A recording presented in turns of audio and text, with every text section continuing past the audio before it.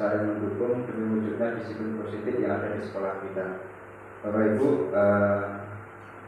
ini adalah tugas saya kemarin yang sudah saya lakukan untuk melaksanakan praktek penerapan atau pembuatan disiplin positif yang saya lakukan di kelas 6. Terus kemudian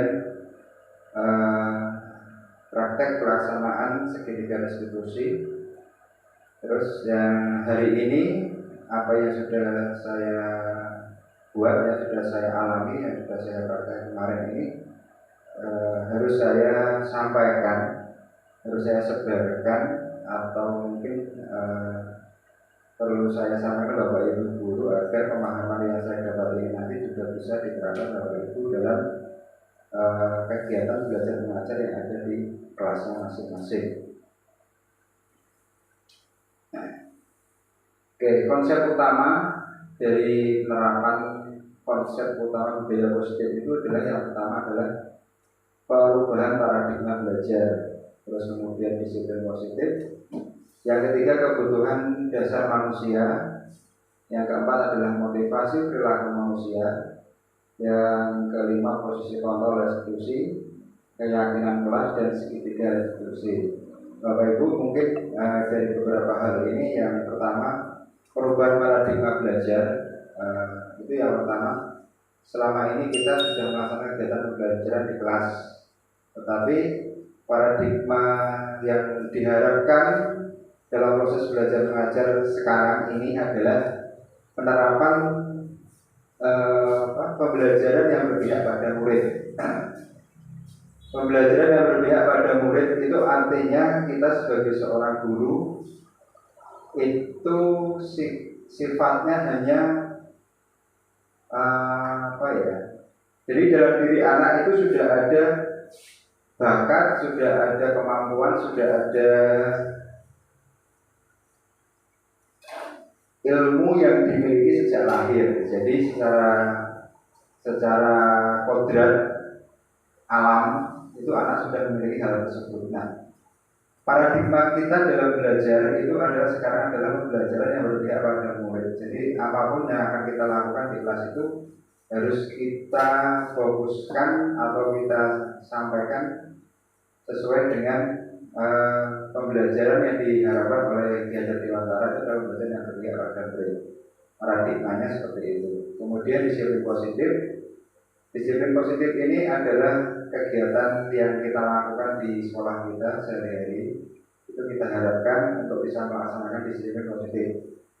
Yang berikutnya kebutuhan dasar manusia. Jadi kebutuhan dasar manusia nanti akan kita jelaskan di belakang ya. Terus kemudian motivasi perilaku manusia, posisi kontrol atau restitusi yang ini nanti sudah akan saya praktekkan dan sudah saya praktekkan ya di kelas 6 khususnya. Terus kemudian pembuatan keyakinan kelas. Nah, keyakinan kelas inilah nanti yang akan kita sepakati Bapak Ibu supaya bisa dilaksanakan keyakinan kelas di kelasnya masing-masing. Supaya apa? Supaya ketika anak di dalam kelas itu tidak banyak melakukan hal-hal yang mungkin melanggar keyakinan yang sudah dibuat. Jadi keyakinan kelas itu berasal dari anak dan disepakati dan dipatuhi dan dilaksanakan oleh anak itu sendiri. Jadi yang membuat peraturan yang membuat keyakinan itu anak dan dilaksanakan oleh anak itu sendiri. Nah, ini Bapak Ibu, pembelajaran dengan paradigma baru itu adalah pembelajaran yang dirancang berdasarkan pembelajaran yang terdiferensiasi. Artinya apa? Setiap anak itu mempunyai kebutuhan dan tahapan perkembangan yang berbeda-beda. Jadi pembelajaran sesuai dengan paradigma yang baru ini kita pembelajaran yang kita sesuaikan dengan kebutuhan anak, sesuai dengan perkembangan anak. Nah, untuk yang sekarang ini kita terapkan baik di kurikulum Merdeka atau pembelajaran yang sekarang ini adalah pembelajaran yang terdiferensiasi. Pembelajaran terdiferensiasi itu adalah pembelajaran yang mengakomodir semua kebutuhan anak. Jadi tidak hanya kadang kita di sini tuh kadang dalam kelas itu kita menyampaikan pembelajaran kalau anak yang pandai, yang pintar itu kita perhatikan secara terus-terus terus-menerus. Tapi anak yang di bawah atau mungkin kurang ya, mungkin agak terlambat dalam tidak kita katakan anak itu bodoh ya, kita terlambat dalam pola pikirnya. Itu kita harus tetap mengakomodirnya. Contoh aja misalkan di kelas 3 anak itu kok belum bisa membaca, tetap kita diferensiasikan anak tersebut. Bagaimana cara supaya anak tersebut tetap mendapatkan haknya di kelas.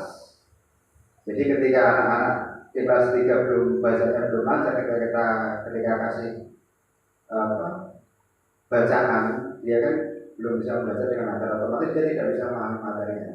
Itu tugas kita, bagaimana tetap anak itu mendapatkan materi tersebut. Contohnya dengan gurunya merekam bacaan tersebut di HP misalkan. Nah, karena anaknya belum bisa membaca kan, anak bisa dikasihkan rekaman HP itu untuk didengar. Oh, maksudnya seperti ini. Jadi ketika anak belum membaca pun dia bisa memahami materinya dengan cara mendengar.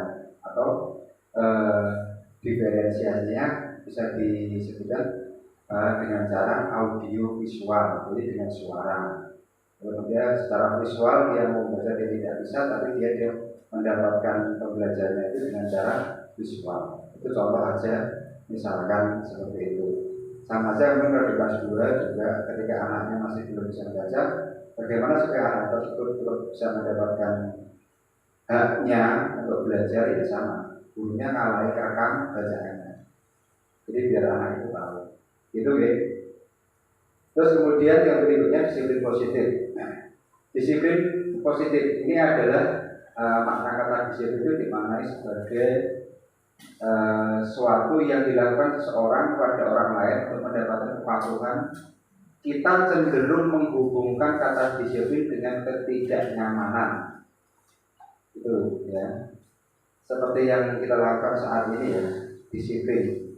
Itu cenderung dengan kata yang tidak nyaman. Kita ambil aja contoh kegiatan kita yang kita lakukan belajar ya. Sebenarnya kita melatih kita untuk disiplin dan itu menyebabkan apa? Nyaman tidak nyaman kepada kita. Terus kemudian sebagai pendidik, tujuan kita adalah menciptakan anak yang memiliki disiplin. Jadi sehingga mereka bisa berperilaku dengan mengacu pada nilai-nilai kebijakan universal dan memiliki motivasi intrinsik bukan ekstrinsik. Jadi disiplin positif itu berasal dari dirinya, dari dalam dirinya sendiri. Jadi tidak dipaksa oleh dari luar misalkan. anak mengerjakan PR, anak datang tidak terlambat, itu jadi motivasi dari dalam dirinya sendiri. Bagaimana saya mengerjakan PR? Oh, PR ini tugas yang harus saya kerjakan, tanggung jawab saya. Jadi bukan berarti karena dari ekstrinsik dari luar. Aku pun gara-gara PR itu dimarahi sama guru. Saya tidak datang terlambat, nanti saya tak datang tepat waktu, biar tidak dimarahi oleh guru. Nah, jadi dari luar. Jadi sebisa mungkin anak itu melaksanakan disiplin itu dari dalam dirinya sendiri. Jadi dia menyadari bahwa kebutuhan itu berasal dari kebijakan universal dan motivasi dari dalam dirinya sendiri, tidak dari luar. Itu kemudian yang ketiga, disiplin positif merupakan salah satu cara untuk menerapkan disiplin yang bertujuan menumbuhkan kesadaran serta memberdayakan anak untuk melakukan sesuatu tanpa sogokan, ancaman atau hukuman. Jadi intinya di sini. Jadi ketika anak melakukan sikap disiplin itu merupakan kesadaran dari dalam dirinya. Jadi garap PR ya kesadaran dari dirinya, datang tepat waktu, tidak terlambat ya dari dirinya, terus kemudian tidak membuang sampah sembarangan ya datangnya dari dalam dirinya sendiri. Jadi dia bagaimana kita menyadarkan anak tersebut bahwa ini adalah kebutuhan yang berasal dari dalam diri, bukan karena ancaman, bukan karena sogokan atau bukan karena hukuman. Jadi itu. Jadi sekali lagi ketika Bapak Ibu itu menerapkan disiplin itu jangan karena ancaman atau hukuman. Jadi anak-anak diharapkan bisa melaksanakan sikap disiplin itu dari dalam dirinya sendiri. Oke, lanjut Bapak Ibu. Nah, ini kebutuhan dasar kita untuk melaksanakan. Jadi dengan adanya sikap disiplin positif itu karena kebutuhan dasar. Kebutuhan dasar kita apa? Ya, yang pertama itu untuk bertahan hidup, kasih sayang dan rasa diterima, kemudian kesenangan, penguasaan dan kebebasan. Jadi kebutuhan dasar inilah yang nanti mendasari anak-anak untuk bisa melaksanakan sikap disiplin positif di kelasnya atau di sekolah. Jadi dengan anak-anak ketika ini adalah kebutuhan dasar kita ini, jadi anak-anak ketika melaksanakan sikap disiplin positif itu bukan suatu tekanan, bukan suatu ancaman, bukan suatu teroris. Jadi itu adalah memang kebutuhan dari dalam dirinya sendiri. Oke, ini yang keempat. Yang keempat, motivasi perilaku manusia. Jadi motivasi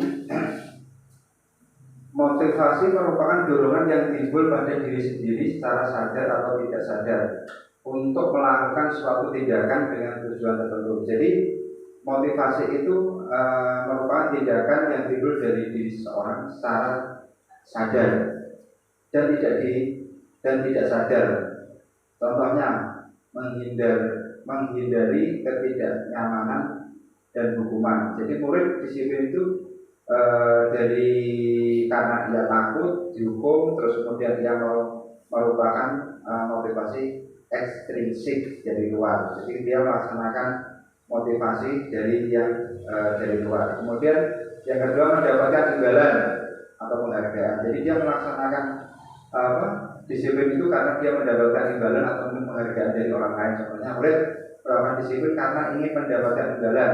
Ini merupakan juga motivasi ekstrinsik. Kemudian menghargai nilai-nilai kebijakan diri sendiri merupakan perilaku murid melakukan disiplin karena sadar akan nilai kebajikan dirinya. Ini merupakan motivasi dari intrinsiknya. Inilah yang contoh motivasi yang bisa dilakukan oleh anak untuk melaksanakan sikap disiplin positif. Berikutnya Bapak Ibu, nah konsep disiplin dengan identitas gagal ini artinya yang mungkin selama ini kita terapkan, tapi ini salah sebenarnya. Ini yang tidak boleh kita terapkan ke anak. Yang pertama adalah hukuman, jadi yang kedua adalah penghargaan. Jadi ketika kita melakukan disiplin dengan cara hukuman, menyakiti, tidak nyaman, murid takut, memaksa, murid menyembunyikan kesalahan, dan murid menjadi rendah diri. Ini ini dihukum. Karena anak kalau kita hukum itu pasti dia akan merasakan mungkin dia sakit hati, dia tidak nyaman, terus takut dengan gurunya, gitu. Terus penghargaan ini juga tidak boleh sebenarnya kita lakukan anak. Ini tidak efektif, akan merusak hubungan sifat diri. Misalkan anak yang ya kamu pintar, tak kasih uang 100.000. Nanti anak yang mungkin kurang, dia akan merasa iri ya. Jadi dia hubungan antara temannya nanti akan tidak kondusif seperti itu. Ini ya nggak boleh kita lakukan. Oke, kamu bagus bisa ini nanti ibu kasih hadiah. Nah, tujuan kita baik dikasih penghargaan untuk motivasi agar anak lain itu bisa masuk. Tapi ini tidak boleh sebenarnya. Menghukum dengan sistem ranking. Nah, ini yang sekarang tidak kita laksanakan ya. Karena di kurikulum yang sekarang terdapat itu tidak ada ranking. Dengan ada ranking itu anak yang mungkin kan anak itu kemampuannya berbeda-beda. Secara akademik dia tinggi, tapi di non akademik dia rendah. Ada juga anak yang di akademiknya rendah, tapi di non akademiknya tinggi. Nah, dengan ranking itu kita hanya berprinsip pada yang di akademik. Jadi ini kurang bagus juga untuk kita terapkan. Kemudian merampas hak dan menghargai dirinya. Nah, ini yang tidak boleh. Sekarang ini yang contoh kegiatan yang boleh kita lakukan ya. Nah, jadi konsep yang boleh kita terapkan atau kita lakukan ke anak itu adalah konsekuensi atau restitusi. Konsekuensi itu apa? Yang pertama adalah penguatan jangka pendek. Jadi kemudian yang kedua perlu monitoring berkelanjutan. Terus stimulus atau respon, murid menghormati peraturan, kehilangan waktu untuk merenungi kesalahannya. Konsekuensi. Jadi anak itu ketika melakukan kesalahan, contoh aja ya, ketika anak datang terlambat. Nah, dia konsekuensinya apa? Kita tanya. Ketika nanti kamu datang terlambat, konsekuensinya apa yang ingin kamu lakukan? Misalnya besok saya akan bangun lebih pagi lagi agar tidak terlambat. Konsekuensinya seperti itu. Jadi kita tidak memberikan rumah. Kalau misalnya anak terlambat, kamu terlambat hari. Itu juga. Ini yang mungkin sering kita lakukan juga ketika kita di pasar hari Senin ya. Ketika anak tidak pakai seragam yang lengkap, itu sebenarnya kalau kita anak panggil jadikan satu terus ditaruh di sebelah barat tanpa kita menanya lebih jauh restitusi dan konsekuensi. Jadi ketika anak itu tidak lengkap dipanggil, tidak boleh dikumpulkan di satu tempat itu sebenarnya tidak tepat. Jadi kita tanya dulu, sebenarnya kenapa kok kamu tidak pakai hidup misalnya? Nanti saya kita tanya, Pak, saya nggak punya. Bagaimana nggak punya kan kita konsekuensinya kita harus punya dulu kan, kita harus memberikan. Mungkin seperti itu. Nah, yang kedua restitusi. Murid bertanggung jawab atas perilakunya. Nah, ini ya. Kemudian yang kedua fokus pada pemecahan masalah jangka panjang. Murid menghormati dirinya dan orang lain. Teori kontrol, dia makan kontrol. Kemudian murid bersama memperbaiki kesalahannya. Jadi yang seperti saya contohkan tadi, ketika anak tidak lengkap, kemudian dipanggil, ditaruh di tempat yang berbeda atau disendirikan, itu sebenarnya kurang pas. Yang pas apa? Harus kita restitusi dulu. Jadi kita tanyakan, kenapa tidak lengkap, masalahnya apa. Jadi kita tahu.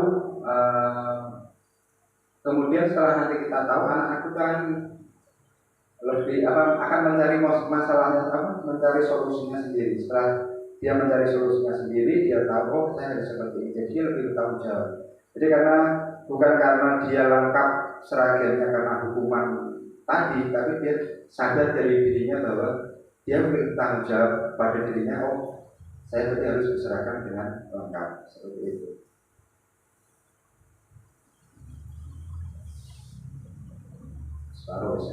Konsep disiplin pendekatan restitusi. Restitusi itu adalah proses menciptakan kondisi bagi murid untuk memperbaiki kesalahan mereka. Nah, ini ya. Jadi yang perlu kita lakukan adalah untuk memperbaiki kesalahan mereka sehingga mereka bisa kembali pada kelompok mereka dengan karakter yang lebih kuat. Ini yang kita lakukan. Jadi ketika anak itu melakukan kesalahan atau melanggar keyakinan kelas, itu sebaiknya kita lakukan restitusi supaya apa? Anak itu memiliki proses untuk menciptakan kondisi bagi dirinya untuk memperbaiki kesalahannya. Jadi dia memperbaiki kesalahannya itu dengan cara dengan cara dia sendiri, bukan karena hukuman, bukan karena ancaman dari seorang guru. Kita tahu, kita dekati, kita cari masalahnya apa. Setelah dia tahu masalahnya, kita ajak bersama untuk mencari solusinya supaya kami tidak melakukan hal tersebut lagi.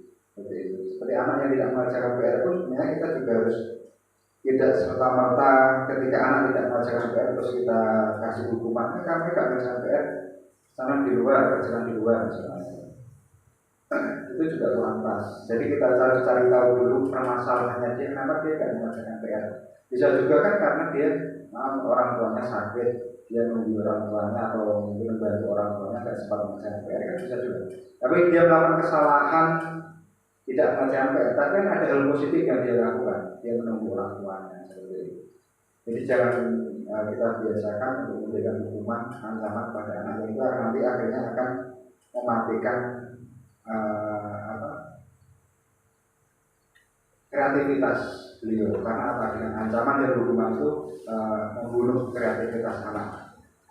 Kemudian ciri-ciri dari restitusi itu sendiri itu adalah yang pertama, bukan menebus kesalahan tapi belajar dari kesalahan. Jadi ini yang terpenting. Jadi ciri-ciri restitusi adalah bukan menebus kesalahan tapi belajar dari kesalahan. Jadi seperti yang saya contohkan tadi, ketika anak tidak mengerjakan PR, tidak terlambat atau tidak lengkap berpakaian, itu setelah nanti kita restitusi itu, sebenarnya gara-gara PR ya kamu harus di luar. Bukan seperti itu, bukan menebus kesalahan, tapi kita harus mencari harus belajar dari kesalahan yang tidak mengerjakan itu kenapa. Nah, dari kesalahan itu kita belajar seperti ini. Jadi setelah mendapatkan pengalaman itu, anak-anak tidak mengulangi lagi. Terus kemudian yang kedua, memperbaiki hubungan. Jadi dengan cara restitusi itu kita akan memperbaiki hubungan. Jadi ketika anak-anak misalkan tadi yang mungkin ada anak yang tidak lengkap berpakaiannya, terus kemudian kita kasih hukuman. Ini hubungan anak dengan anak yang lain otomatis kan agak rendah. Aku sudah disendirikan, beda. Jadi dia mungkin ada perasaan antara anak satu dengan yang mendapatkan hukuman tadi mungkin ada kerendahan. Terus yang kedua, tawaran bukan paksaan. Jadi ketika kita restitusi itu kita tawarkan ke anak, solusi ke anak ini masuk tidak mengerjakan PR atau tidak lengkap pakai, kita tawarkan solusinya. Bukan kamu harus begini, itu enggak. Justru pokoknya nampak pakai seragam lengkap, nggak tahu caranya sih. Itu kan namanya paksa. Jadi kita tawarkan. Nah, nanti kamu udah 2 kali nggak pakai pakaian. Ini solusinya gimana? Apa yang akan kamu lakukan? Dia nanti jawab sendiri. Jadi besok saya akan minta disiapkan Pak, jadi kopi saya misalnya. Ya, Pak, misalnya saya akan menyiapkan pakaian sore hari misalnya seperti itu. Jadi bukan kita yang memaksakan ke anak, tapi anak itu akan mencari sendiri solusinya seperti itu. Terus yang keempat, menuntun untuk melihat ke dalam diri. Kemudian yang kelima, mencari kebutuhan dasar untuk mendasari tindakannya. Fokus pada karakter bukan pada tindakan. Kemudian menguatkan pada fokus pada solusi. Agak saya sebutkan dikit ya soalnya 46 menit. Nah ini contoh kasus yang perbedaan atau kasus ketika kita restitusi, guru menanyakan keyakinan kelas atau dirinya dan membantu siswa menyelesaikan masalah. Jadi guru menanyakan keyakinan kelas pada dirinya dan membantu. Jadi guru sifatnya membantu. Guru terbuka pada siswa, menghormati dirinya dan orang lain. Kalau restitusi seperti ini. Jadi guru bukan memberikan jawaban, memberikan solusi, mengarahkan tidak. Jadi guru sifatnya hanya membantu menyelesaikan masalah yang ada di siswa. Masalahnya tidak mengerjakan PR, guru yang membantu menyelesaikan. Kenapa tidak mengerjakan PR? Kita cari penyebabnya apa. Karena tidak berpakaian kita, guru hanya mencari, membantu menyelesaikan masalah yang ada. Bukan berarti Kalau kita pokoknya saya nggak mau tahu besok pokoknya besok harus mengerjakan PR, saya nggak mau tahu bahwa besok harus pakai angka, itu bukan restitusi namanya. Itu namanya yang berikut adalah hukuman. Guru menghukum siswa tersebut memberi hormat kepada bendera selama 10 menit. Guru marah dan membuat murid jadi takut. Nah, ini yang nggak boleh kita lakukan. Ini namanya hukuman. Jadi yang ketiga, konsekuensi. Guru memberikan konsekuensi pada untuk mengerjakan PR saat istirahat dan dikerjakan sebanyak 3 kali lipat.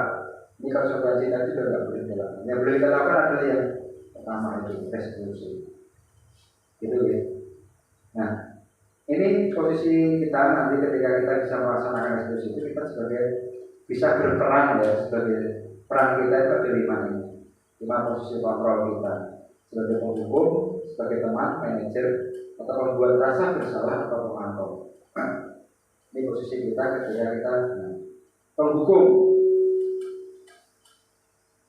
Jadi patuhi aturan sekolah, lalu berdiri di depan kelas, di depan barisan. Nah, ini penghukum. Sifat kita sebagai penghukum. Kemudian sifat kita sebagai seorang membuat rasa bersalah. Berapa kali Pak Guru harus memberitahu kepada kamu, Pak Guru kecewa sama kamu. Nah, ini jadi kita apa yang kita katakan membuat seolah anak itu bersalah. Itu nggak boleh kita lakukan. Penghukum nggak boleh membuat bersalah. Ini jadi posisi kontrol yang ketiga sebagai teman, posisi kita. Ayolah yang tertib, buat Pak Guru bangga. Kali ini tidak apa-apa buat kamu salah. Besok jangan tidak lagi. Jadi kita berbeda sebagai seorang teman. Itu juga nggak boleh kita lakukan seperti itu.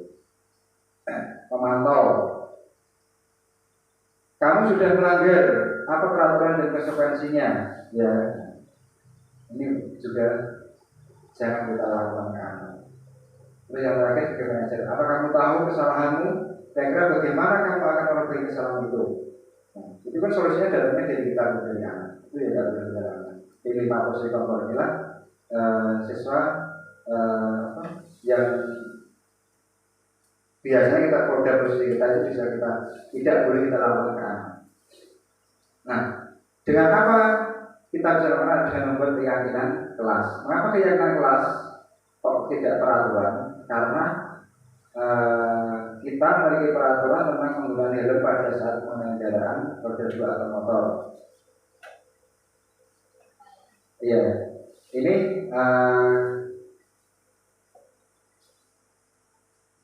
mengapa kita memiliki peraturan tentang penggunaan helm pada saat mengendarai roda 2 atau motor? Mengapa kira-kira? Supaya aman. Kemudian kenapa kita tidak memiliki peraturan tentang penggunaan masker dan cuci tangan setiap saat agar kita selalu sehat. Inilah yang mendorong kita untuk membuat keyakinan kelas. Jadi keyakinan kelas itu yang mendorong dari dalam diri kita sendiri. Nah, ini yang sudah Pak Sopo kemarin lakukan, kegiatan bersama siswa membuat keyakinan kelas di kelas 6. Yang pertama bertempat diri tentang peraturan, kemudian yang kedua merumuskan peraturan menjadi keyakinan kelas, memperkenalkan keyakinan di kelas. Jadi kemarin bersama anak membuat keyakinan kelas dan keyakinan kita sampaikan ke anak, dan itu yang akan dipatuhi dan dilaksanakan. Karena yang membuat anak, maka anak kemungkinan untuk melanggarnya itu kecil. Bagaimana menggunakan keyakinan kelas?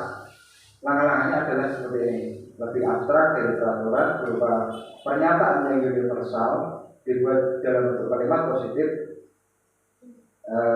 sedikit saja agar mudah diingat sesuai dengan kondisi kelas dan sekolah agar mudah diterapkan, semua warga kelas dan sekolah dilibatkan dalam pembuatan. Jadi ini langkah-langkahnya ya untuk membuat keyakinan kelas. Ya silakan nanti Bapak Ibu. Nah, ketika kita melaksanakan keyakinan kelas, setelah nanti keyakinan kita buat, kita akan melaksanakan yang namanya segitiga restitusi. Restitusi ini adalah untuk melaksanakan keyakinan kelas ketika nanti keyakinan kelas kita buat, tapi kok anak masih ada yang belum tanya, kita lakukan segitiga restitusi. Posisi tahapan restitusi ada 3. Yang pertama adalah menstabilkan identitas, kemudian validasi tindakan yang salah, dan menanya keyakinan. Ada 3 tahapan ini. Nah, ini sebagai contoh kemarin saat kelas 6. Ini nggak usah diputarkan videonya ya, karena waktunya sudah lama. Oke ya. Ini ada anak saat ulangan itu dia mengerjakan soal sambil makan. Nanti ada keyakinan kelas dia melakukan hal tersebut karena apa? Karena anak itu setelah saya restitusi ternyata dia tidak sarapan. Kenapa dia tidak sarapan? Karena dia bangunnya sekawanan, mau sarapan aku terlambat, jadi dia tidak sarapan, tapi akhirnya sampai sekolah dia tidak terlambat. Nah, di sini kita bisa mengambil hal positif dan negatifnya. Oke, dia mengerjakan soal sambil makan itu salah. Tapi ada hal positif yang kita dapat di situ. Dia berusaha datang tidak terlambat walaupun dia nggak sarapan. Nah, itu ya. Jadi jangan serta-merta ketika anak itu makan di kelas saat pelajaran kita marahi, kita just kamu salah, kamu ini pelajaran kok kamu makan. Kita tanya dulu, kenapa kamu mau makan di kelas? Ternyata dia menjawab, saya belum sarapan. Kenapa nggak sarapan? Karena dia takut terlambat bangunnya kawanan. Jadi dia sudah melakukan hal positif, datang tidak terlambat dengan walaupun dia tidak sarapan seperti itu.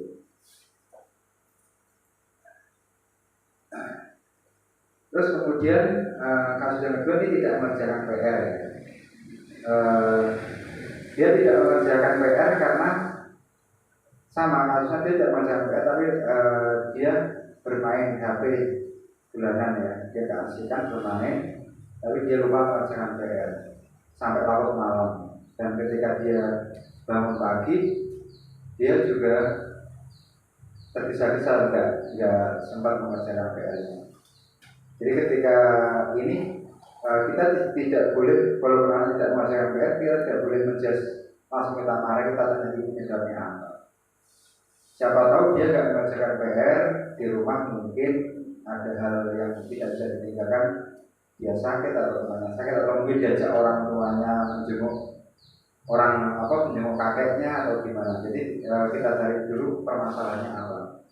Jadi walaupun dia ada hal yang salahnya, tapi di situ kita ambil sisi positifnya untuk tetap menyemangati anak. Kan ketika anak tidak berjalan tidak hanya ini aja, perjalanannya juga ada.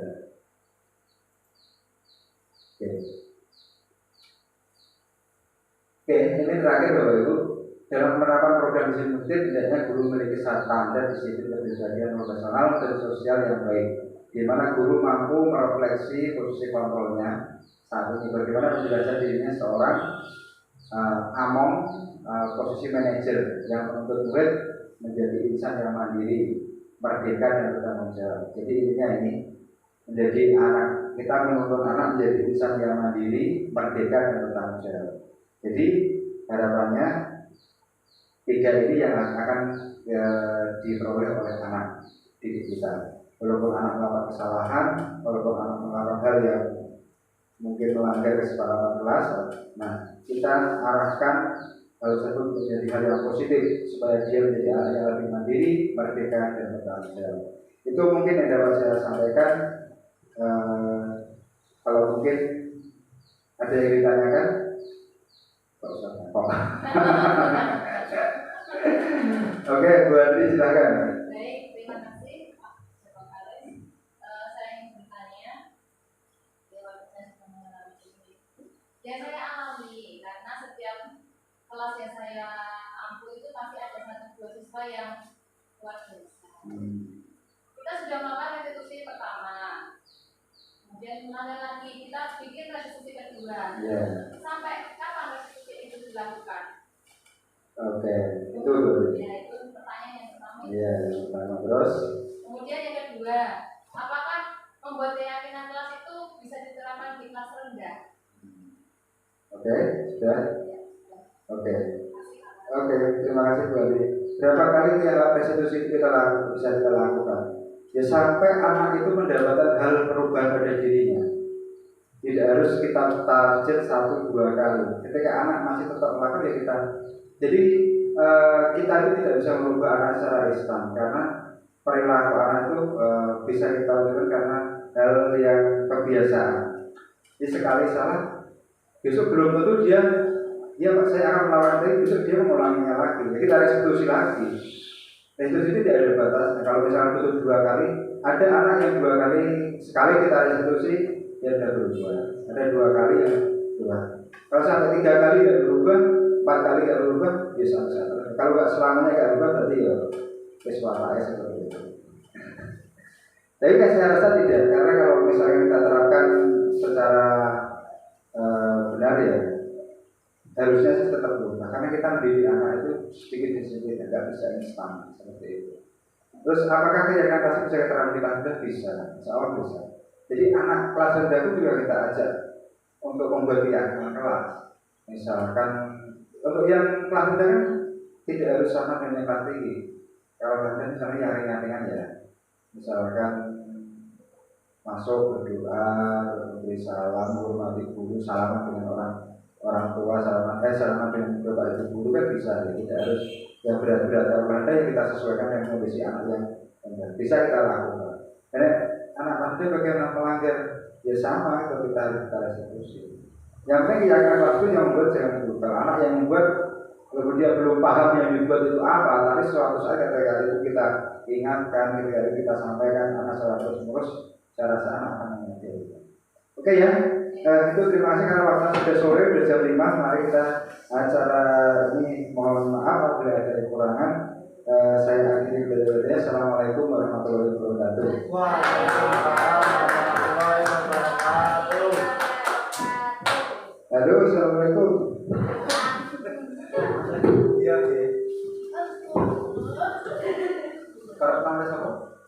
Assalamualaikum warahmatullahi wabarakatuh. Saya Andri Darmawan dari guru kelas SDN 1 Genjahan. Kemarin saya sudah mengikuti kegiatan diseminasi dari Pak Joko Kalisungkowo, CGP Misi, tentang penerapan budaya positif di SDN 1 Genjahan. Baik, yang sudah saya amati adalah tentang keyakinan kelas yang sudah disampaikan oleh beliau dan juga tentang segitiga restitusi apabila kita menghadapi permasalahan yang ada di kelas. Begitu. Mungkin kedepannya saya akan menerapkan kegiatan pembuatan keyakinan kelas dan juga penyelesaian masalah dengan menggunakan segitiga restitusi. Terima kasih Bapak Kalis Joko Sukowo, semoga ke depan menjadi lebih baik lagi. Semangat Merdeka Belajar, semangat guru penggerak. Assalamualaikum warahmatullahi wabarakatuh. Assalamualaikum warahmatullahi wabarakatuh. Perkenalkan, nama saya Sri Utami Ningsih, guru kelas 4 SDN 1 Genjahan. Di sini saya akan memberikan testimoni tentang diseminasi yang sudah dilakukan sama Pak Kalis Joko Sungkowo. Kemarin saya sudah mengikuti diseminasi yang dilakukan oleh Pak Kalis. Yang saya dapatkan adalah hal-hal mengenai segitiga restitusi dan juga keyakinan kelas. Nah, di sini saya akan menyampaikan terima kasih kepada Pak Kalis Joko Sungkowo karena sudah melakukan diseminasi sehingga saya dapat menerapkan segitiga restitusi dan juga keyakinan kelas di kelas yang saya ampuh. Demikian testimoni dari saya. Sekian, wassalamualaikum warahmatullahi wabarakatuh.